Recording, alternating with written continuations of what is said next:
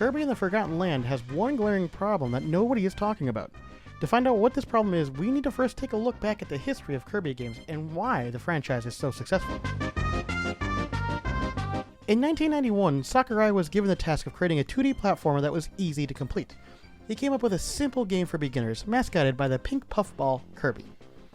This game was released in 1992 and stands tall as the best-selling Kirby game of all time, having sold over 5 million copies by 2022.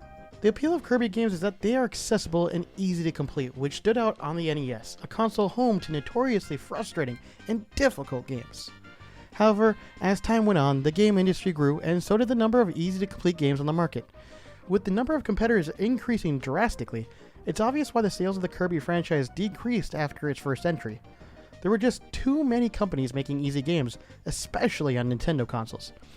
But then, why do Kirby games sell so well? How has Kirby managed to coexist with the equally easy 2D Mario games for all these years?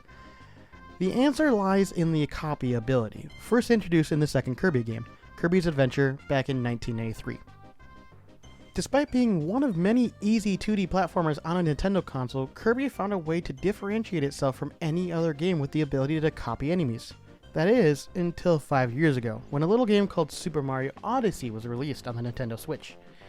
Here was another easy platformer that allows you to take control of your enemy's abilities on the same console that Kirby gets released on. By all logic, the next Kirby game following Mario Odyssey should have been a flop, right? Wrong. 5 months after the release of Super Mario Odyssey, Kirby Star Allies released and managed to become the second best-selling Kirby game of all time. On the surface, Super Mario Odyssey and Kirby Star Allies are basically the same game. That is, but one major difference. One game is 2D, while the other is 3D, which leads to two entirely different experiences. But that's all about to change when Kirby and the Forgotten Land releases on the Nintendo Switch. Forgotten Land is a 3D platformer with a main gimmick of being able to take control of your enemies and surroundings, just like in Super Mario Odyssey. After releasing on March 25th, Kirby will be in direct competition with what many consider to be the greatest Mario game of all time. For that reason, Kirby and the Forgotten Land is doomed for failure.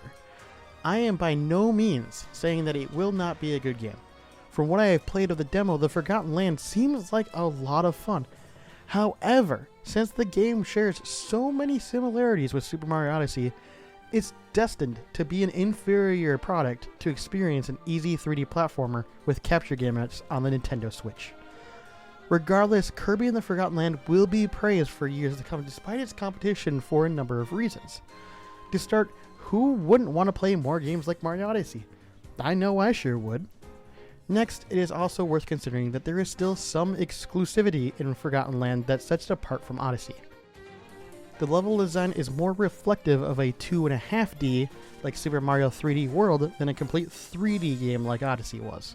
Plus the game still has that exclusive floatability and that lovely Kirby charm we all know and love.